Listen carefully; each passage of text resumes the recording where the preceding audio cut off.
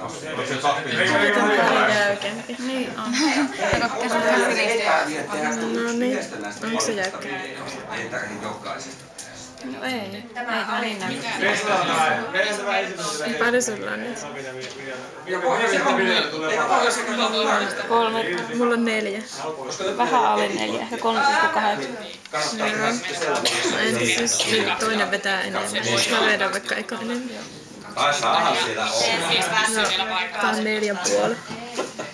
Tämä on melkein 5. Joo. No vedä sä enemmän. Taas tätä puuttuu 3.